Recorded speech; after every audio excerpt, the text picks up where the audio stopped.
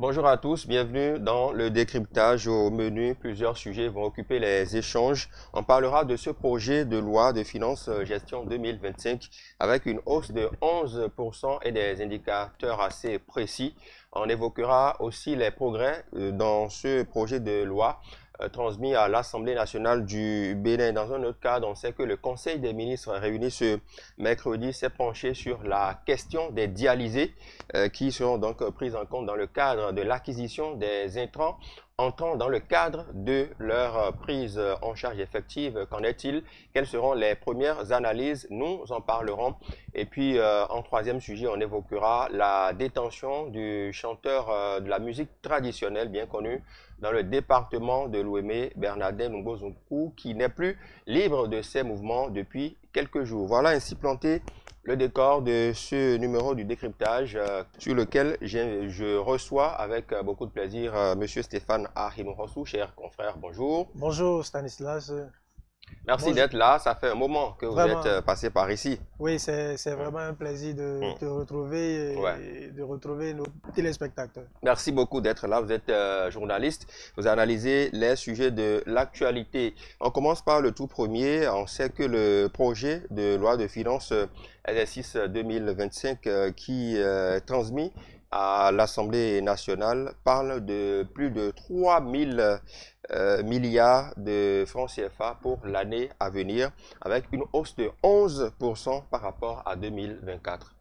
Oui, bien évidemment, Hum, comme tu le soulignes déjà si bien, le gouvernement, comme à son habitude, a déjà peaufiné hum, le budget prévisionnel pour l'année 2025 qui va certainement passer au vote à l'Assemblée nationale. hum, Et comme à son habitude, hein, hum, depuis que ce régime est là, chaque année, hum. le budget connaît une hausse. Une hausse, tout Cette à fait. fois-ci, nous sommes à 11%. Mm, Cela montre déjà la capacité de mobilisation mm, de ce régime. Parce que s'il y a un budget qui augmente sans cesse et que on arrive à mobiliser ces ressources-là, mm, c'est que quand même le gouvernement a une capacité de mobilisation aussi bien externe qu'interne. mm, Ça montre l'efficacité de la gouvernance sous le gouvernement Patrice, le régime de Patrice Talon. D'accord. C'est vrai qu'en écumant quelques lignes de ce projet transmis au Parlement, on constate quand même hein, qu'il y a la priorité sur le renforcement et la résilience de l'économie béninoise. Ce projet va consacrer la poursuite et la consolidation des leviers de transformation structurelle et une meilleure redistribution des fruits de la croissance économique pour plus d'équité et de justice sociale. Oui, évidemment, et quand on lit ce budget Mm, en filigrane, mm, ce qui ressort à première vue, c'est qu'il y a un accent particulier qui a été mis sur l'aspect social. mm, C'est un budget à forte sensibilité sociale mm, qui prend déjà environ 41,5%. mm, 41,5%, donc près de la moitié du budget. mm, C'est donc dire que lorsque Patrice Talon disait que son deuxième mandat serait un mandat hautement social, mm, cela est bien en face de sa mm, déclaration. mm. Donc il y a plusieurs lignes qui sont Vous avez le réservées. sentiment que là, nous sommes en phase du hautement social. Absolument, absolument. Lorsqu'on Mm, consacre 41,5% d'un budget national mm, à l'aspect social, c'est quand mm. même, c'est quand même un budget hautement social. Donc ça veut dire que le Donc, on gouvernement. aurait aimé peut-être 60-70% du budget. Oui, mais bien évidemment, Mm, un budget ne peut pas dire qu'on va accorder totalement 70% à un budget ou 60% à un budget. C'est que mm, il y a d'autres priorités mm, de l'État. Et puis, les autres aspects vont concourir également mm, aux aspects sociaux. Donc, mm, d'une manière ou d'une autre, mm, c'est un budget hautement social mm, et on va souhaiter que dans sa mise en œuvre, les cibles prioritaires mm, bénéficient vraiment de ces actions qui sont prévues dans ce budget-là. mm. Et si tu le permets, Oui, il y a quand allez-y. même certains aspects qu'on peut Oui, déjà évoquer oui, très allons-y. rapidement. On Mm, peut parler, par exemple, en tout cas, moi, ce qui m'a plu, c'est déjà la généralisation de cette affaire des cantines scolaires. On a dit une couverture de 100% dans les zones rurales. Oui. Je crois que c'est là que la pauvreté bat son plein, où les parents n'ont peut-être pas forcément les moyens de remettre ne serait-ce que 25 francs. Ou parfois, la distance fait que les enfants qui sont obligés de revenir à la maison pour manger à 10 h ou à 16 h et repartir au cours, vous voyez, on aura, à travers cette mesure, ces enfants pourront être maintenus à l'école et suivre sereinement les cours. Donc, ça veut dire que c'est quand même un pas important, parce que l'enseignement primaire, c'est la base de l'éducation. Et donc, maintenir les enfants à l'école pour les suivre, c'est quand même un pas assez significatif. Et c'est un acquis pour moi qui doit être maintenu pour les années à venir. Même si ce régime n'est plus là, le gouvernement qui va s'installer doit pouvoir maintenir le cap, parce que c'est quand même très important. Ça va se sentir au niveau des petites familles. C'est quand même un signal très fort. Quand je prends également les microcrédits à la FIA qui seront poursuivis et renforcés, je crois que c'est quand même un élément important, parce que nos mamans qui quand même ont besoin de ces petites ressources-là pour faire leur commerce vont quand même trouver un soulagement. Donc il y a quand même ces aspects-là qui sont à saluer, et il faut pas occulter également les infrastructures administratives, socio-communautaires, qui vont quand même donner un nouveau visage à notre pays. C'est quand même vraiment important. Important. D'accord. Merci beaucoup. L'autre sujet sur lequel le gouvernement a posé un pas que certains qualifient de géant ou de moins géant selon la posture politique de chacun, c'est bien sûr la question des dialysés, dont les soins sont quand même allégés par le gouvernement béninois suite à son conseil des ministres tenu ce mercredi. On sait que beaucoup auraient souhaité que la prise en charge des dialysés soit à 100%, comme ce fut le cas avant ce régime. Mais est-ce qu'on n'est pas en train là de constater que les lignes bougent? Oui, forcément, les lignes ont considérablement d'ailleurs bougé, parce que depuis quelques mois déjà, des voix s'élèvent pour inviter le gouvernement à être regardant par rapport à cette situation de nos frères et sœurs dialysés. Et donc, le gouvernement a montré qu'il est à l'écoute du peuple, a montré qu'il ne fait pas la sourde oreille. Et donc, en prenant cette décision, qu'il faut d'ailleurs saluer, féliciter le gouvernement pour cette belle initiative, qui d'une manière ou d'une autre va alléger la tâche, parce que être dialysé, c'est quand même des centaines de mille par semaine. Par mois, c'est énorme. Par an, c'est quasiment énorme. Donc, cette mesure-là va quand même soulager la peine de nos frères et sœurs dialysés. Maintenant, c'est que ce qui est souhaité, c'est qu'on aille au-delà de cette exonération, on aille à la gratuité, parce que ça pompe énormément financièrement ceux qui sont sujets à cette opération médicale-là. Donc, il faut rappeler que la prise en charge totale, les soins étaient gratuits avant le régime actuel.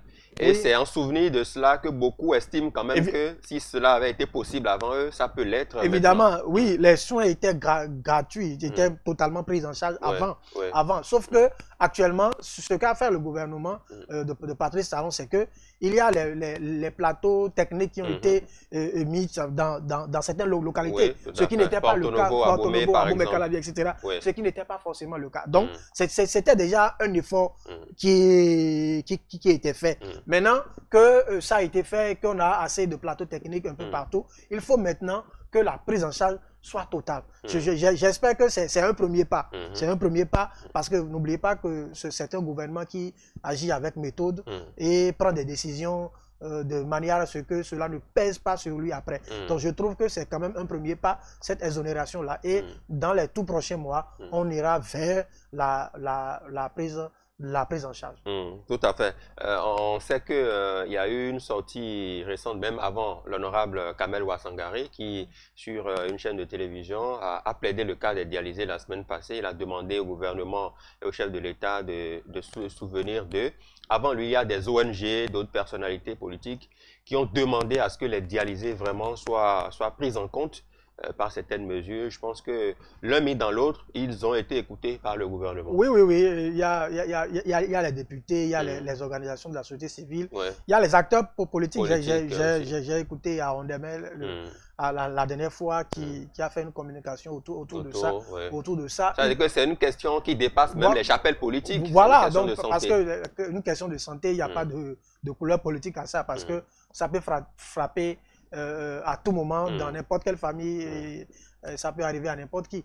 Donc je trouve que c'est une situation qui nous concerne tous, et il va falloir que au niveau des états-majors politiques, au niveau des organisations de la société civile, au niveau même de l'Assemblée nationale, on puisse continuer la plaidoirie pour de manière à mettre une pression supplémentaire sur le gouvernement pour que, au-delà de cette exonération, on aille vers la prise en charge totale, pour que définitivement on soit rassuré que même nos frères dialysés là puissent vivre longtemps avec cette maladie. Parce que c'est à défaut des moyens qu'ils meurent un peu plus tôt que prévu. Parce que ceux qui ont les moyens vivent assez longtemps même avec cette maladie-là. Oui. D'accord. Alors, le troisième sujet, hein, c'est bien sûr le chanteur béninois Bernardin Ngbozunku, alias Babaraho, qui est en détention depuis quelques jours. Il aurait enfreint à certaines lois, à un contrôle. Il aurait voulu s'échapper à un contrôle au niveau routier. L'affaire fait grand bruit. Certains estiment que, vu quand même son statut et sa notoriété, voilà, au Bénin et plus précisément dans le département de l'Ouémé, il aurait pu peut-être mieux se comporter. Votre analyse sur le sujet? Oui, je partage totalement ce point de vue, parce que quand on a une certaine audience, quand on a une certaine envergure, Bernardin Ngbozunku, au-delà de l'Ouémé, c'est quand même un artiste national, hein, qui a une certaine, même au-delà du Bénin, savoir retentir. Donc quand on a cette envergure-là, je trouve que on doit faire preuve de sagesse.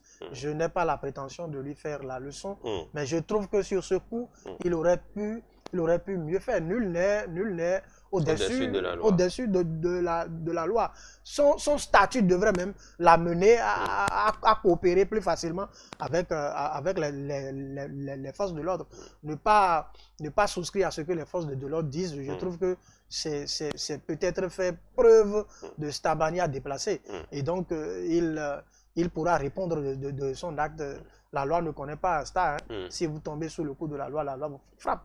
Donc la loi est due, mais elle reste la loi. Donc nous qui sommes admirateurs de l'homme, nous sommes un peu peinés, déçus de le voir dans cette posture. Mais il va falloir qu'il réponde de son acte devant la loi.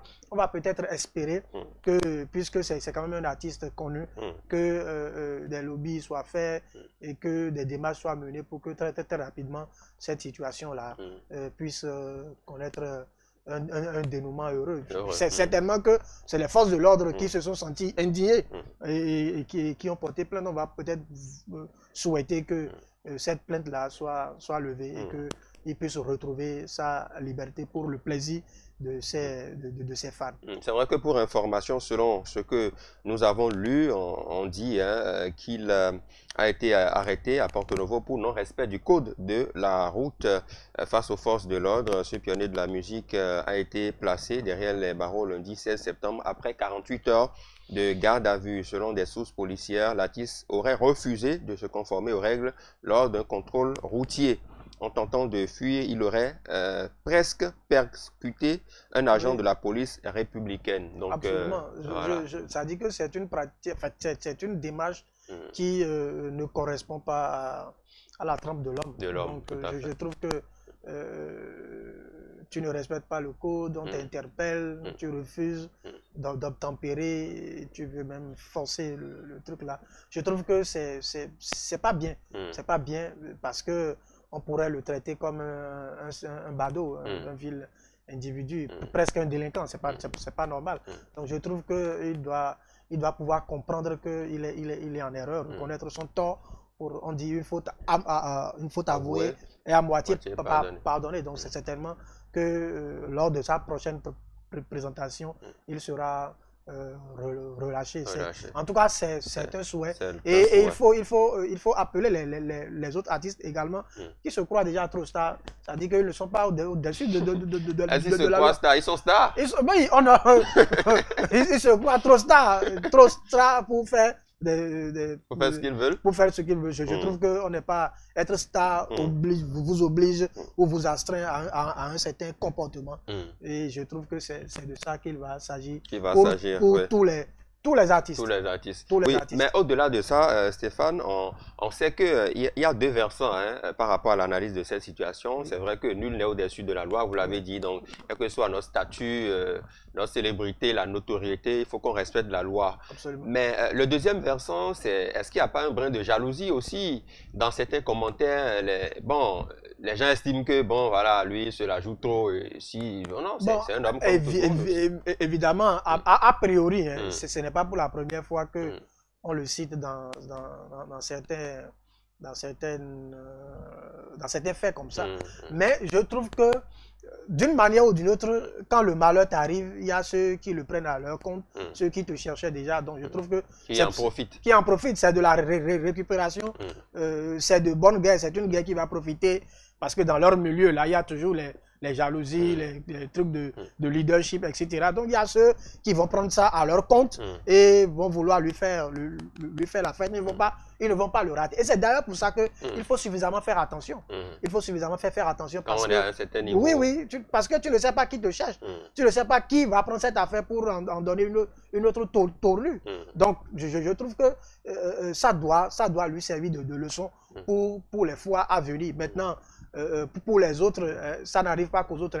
Ça peut leur aussi arriver. Donc, on ne peut pas se réjouir du malheur de l'autre. Il faut souhaiter qu'il sorte de ce pétrin dans lequel il est actuellement. Parce que n'oubliez pas qu'il n'y a pas longtemps, il a perdu sa femme ou bien un truc comme ça. Donc, je trouve que ce n'est pas trop bon pour le moral de l'artiste lui-même et pour ses enfants.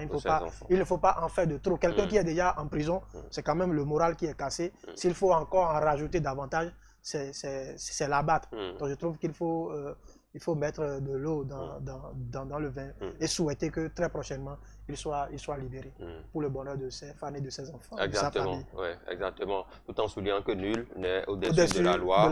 Il faut éviter les comportements qui vont nous amener à être dans de telles situations parce que ce n'est pas bien pour un artiste qui représente le Bénin et qui fait la fierté de nous tous ici et ailleurs. Stéphane, merci beaucoup. Merci Stanislas. Merci d'être passé. Je rappelle que vous êtes journaliste, analyste politique, mesdames et messieurs. Ce sera tout pour ce décryptage. À demain.